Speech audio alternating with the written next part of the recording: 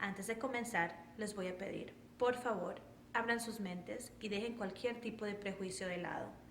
No se enfoquen en nadie más, enfócate solo en Dios. Dios tiene respuestas para ti, pero debes prestar atención. No es lo que dices, sino lo que haces lo que realmente te define. Así que con eso, comencemos. Desde hace un buen tiempo he tenido la experiencia de enamorarme de un versículo sumamente interesante que voy a compartir con ustedes en este momento. Abra conmigo su Biblia en el libro de Josué y vamos a ubicarnos en el capítulo número 1, versículo 8. Nunca se aparte de tu boca este libro de la ley. Le está diciendo al Señor, el Señor a Josué, no se vaya a apartar mi libro sagrado de ti. Sigue diciendo el texto. De día y de noche vas a meditar en él para que guardes o pongas en práctica todo lo que en él está escrito. Entonces harás prosperar tu camino y todo te saldrá bien. No solamente Josué lo escuchó, sino que Josué lo vivió. Por eso Josué es una bendición para nosotros, porque hoy el testimonio de ese muchacho nos da la bendición de saber que aquel que le hace caso a Dios en los últimos metros de la historia de la humanidad que nos restan por recorrer, recibirá la bendición de Jehová. Su camino será prosperado y todo le saldrá bien. Estamos todavía de este lado del río. Cuando usted escuche durante esta semana esa expresión, me estoy refiriendo, todavía el tiempo de gracia está y es oportuno para todos. Sí, para ti que todavía no tienes una experiencia real con el Señor, sino que estás jugando con tu salvación. Necesitamos, como dice el apóstol, bajo la dirección del Espíritu Santo, ocuparnos de esta salvación tan grande y maravillosa con temor y con temblor. En otras palabras, no es un asunto de juego. Has aceptado a Cristo como tu Salvador, has aceptado a Emmanuel que pelea por ti y en tu lugar, o estás todavía al margen del camino, distraído, regodeándote con el pecado, acariciando las malas costumbres, los malos hábitos que no te permiten elevarte a las alturas, sino que te degeneran y te hacen miserable. En el nombre del Señor es tiempo de correr, porque todavía estamos a tiempo. Vamos a ocuparnos de esta salvación tan grande. El plan de Dios es tu salvación, es mi salvación, es la salvación de toda persona. Ezequiel, el capítulo número 18, versículo 31, última parte, y versículo 32. Escucha, iglesia, dice la palabra del Señor. ¿Por qué moriréis, casa de Israel? Me llama la atención que Dios le está hablando a su iglesia, al Israel espiritual, aunque lo hizo en este tiempo para el Israel literal. ¿Por qué moriréis, casa de Israel? Yo no quiero, dice el Señor, la muerte del que muere. Convertíos pues y viviréis. ¿Cuántos dicen amén, hermanos? El deseo, la invitación del Señor para su iglesia y para los que lleguen a la iglesia en este tiempo de gracia es que no muramos, sino que tengamos la bendición de convertirnos para que entonces podamos vivir. Dice el capítulo número 33, versículo 11, para que quede claro el mensaje, dice lo siguiente. Diles, le dijo el Señor al profeta Ezequiel, vivo yo, dice Jehová el Señor, que no quiero la muerte del impío, sino que se vuelva el impío de su camino y que viva. volveos de vuestros malos caminos. ¿Por qué moriréis? Y ahora involucra a la casa de Israel. Pero el texto deja claro que Dios invita también al impío a que venga la experiencia de la salvación. No sé si lo has escuchado, pero quiero que lo sepas en este momento. El plan de Dios era la salvación de Egipto también. Por eso se manifestó como el único y verdadero Dios. Y por eso los invitó a obedecerle también. Por ejemplo, con la plaga del granizo que caería. Dios le dijo al faraón: dile a tu pueblo que se recoja y que recoja sus animales. Los que se recogieran no morirían. Los que estuviesen fuera morirían. Y hubo egipcios que recogieron a su gente, a su familia y también a sus ganados. Y no les sucedió nada, porque Dios no quiere la muerte del impío. Hermanos, estamos de este lado del río todavía. Vamos a valorar la gracia maravillosa de nuestro buen Dios y Salvador Jesucristo.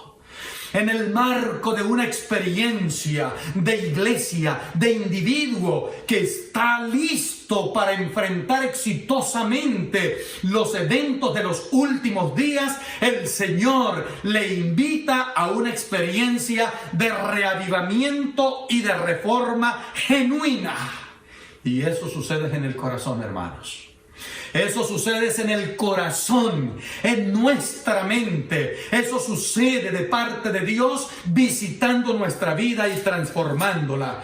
Dice mi Biblia, espero que la tuya también, en Ezequiel el capítulo número 36, versículo 26, lo siguiente: os daré un corazón nuevo y pondré un espíritu recto dentro de vosotros. Quitaré de vuestra carne el corazón de piedra y os daré un corazón de carne. Pondré dentro de vosotros mi espíritu y haré que andéis en mis estatutos, guardéis mis preceptos y los pongas por obra.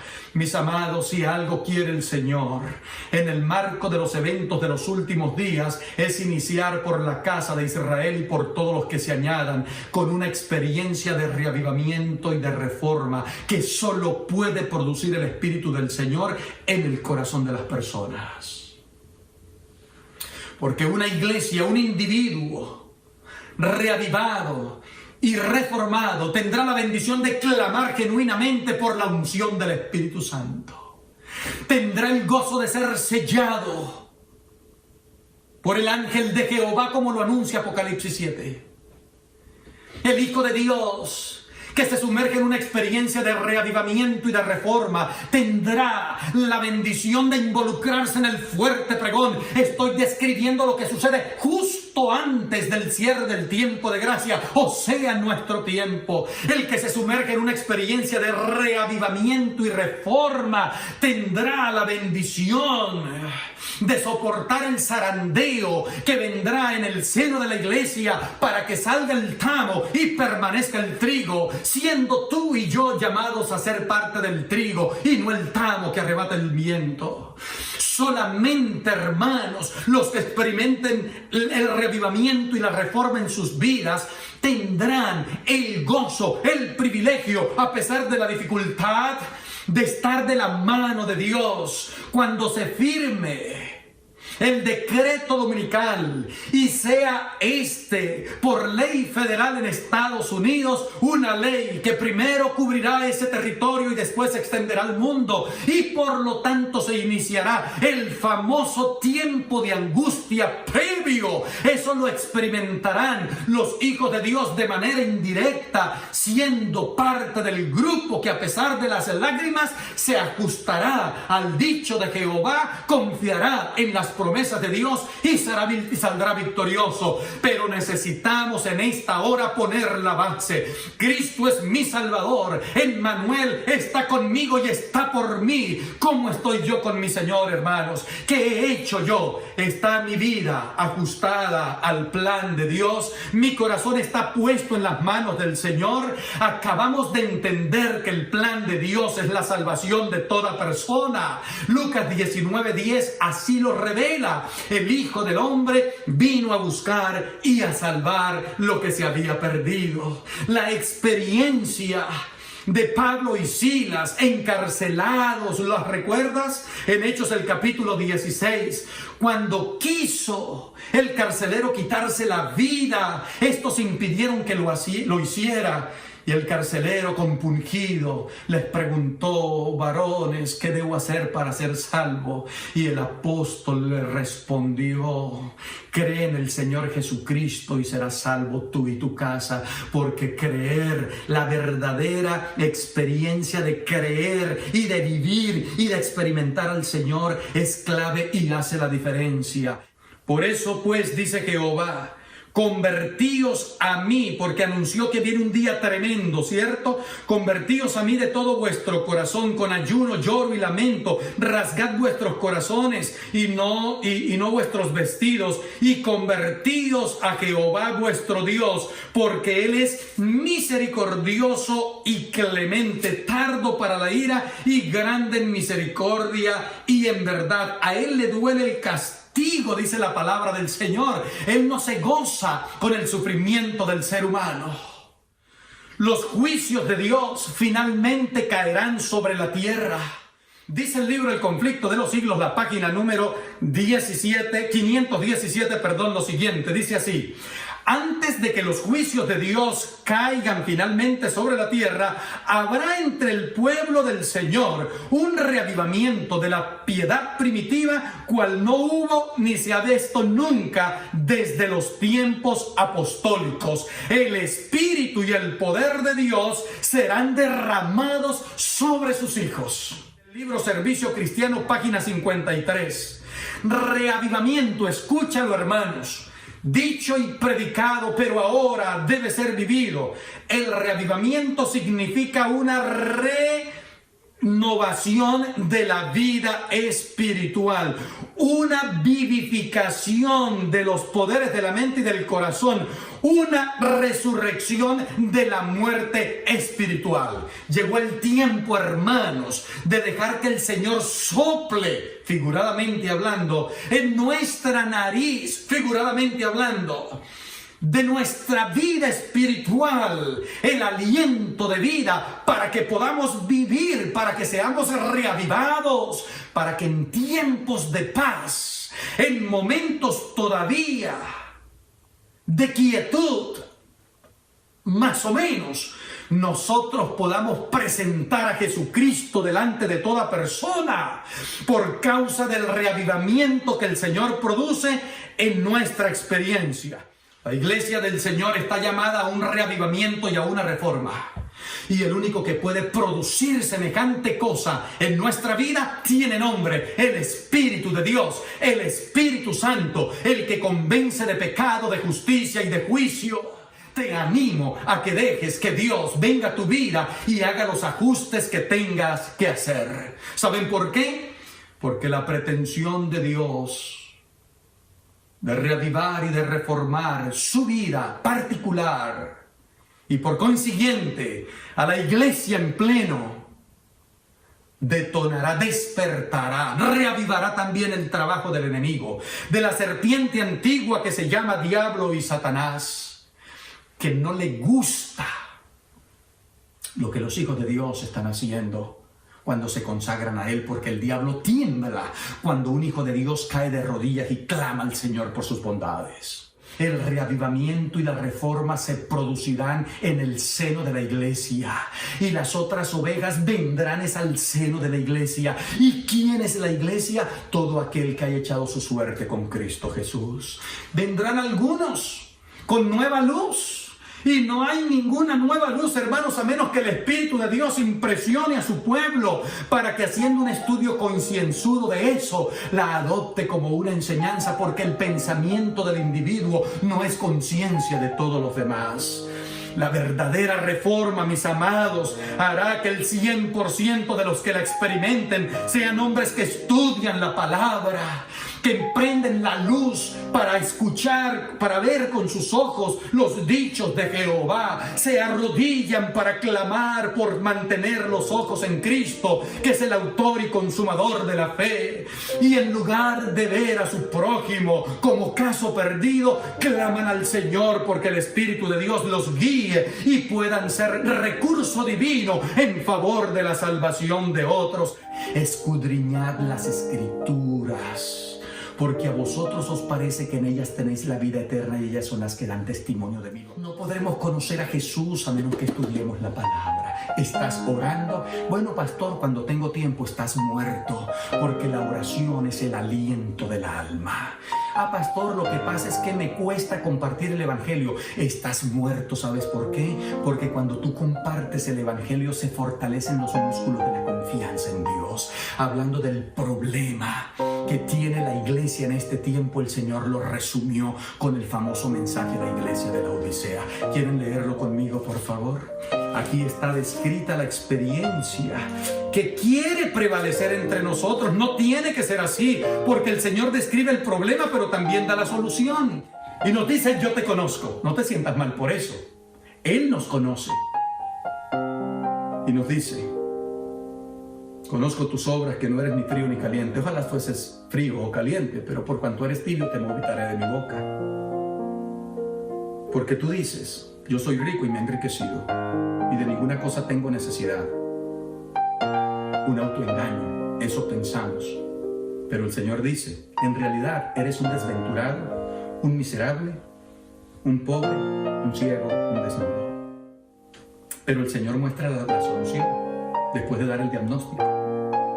Yo te aconsejo que de mí compres oro refinado en fuego para que seas rico, vestiduras blancas para vestirte, y cubras así la vergüenza de tu desnudez, y unge tus ojos con colirio para que veas. Deja que el Señor te asista, te reavive, te reforme. Solo así, como en tiempos de Esther, ayunarás y orarás por la intervención divina, entendiendo que Dios siempre tiene la solución. Como en tiempos de los jóvenes hebreos, dirás: no importa lo que pase, seré fiel a mi Dios, aunque tenga que morir por su nombre. Porque recuerde que aquel que pierda su vida por causa de Jesús, la hallará. Y esa vida que Jesús promete es la de Juan 10:10, última parte. Vida abundante.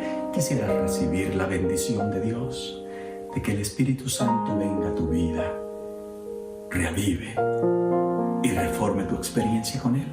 Vale la pena. Que Dios te bendiga y te guarde. Haga resplandecer Jehová su rostro sobre ti, y Él, nuestro Dios, tenga misericordia de ti desde ahora y para siempre. Que Dios te bendiga. Wait, don't go yet. Antes de irnos, recuerda suscribirte, hacerle clic a la campanita y seguirnos en Facebook, Twitter e Instagram, @vieneprontotv. Así nos podemos mantener unidos en esta comunidad cristiana. Anímate, hagámoslo juntos. Ser cristiano no es fácil, pero vivir sin Dios realmente no vale la pena. La Biblia dice que el corazón es más engañoso que todas las cosas y perverso. Demos el primer paso. El problema no es caerse, sino dejar de levantarse.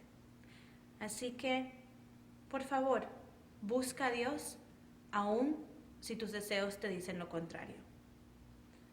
Desde Toronto, Canadá, para el mundo, esto fue Viene Pronto TV. Bye.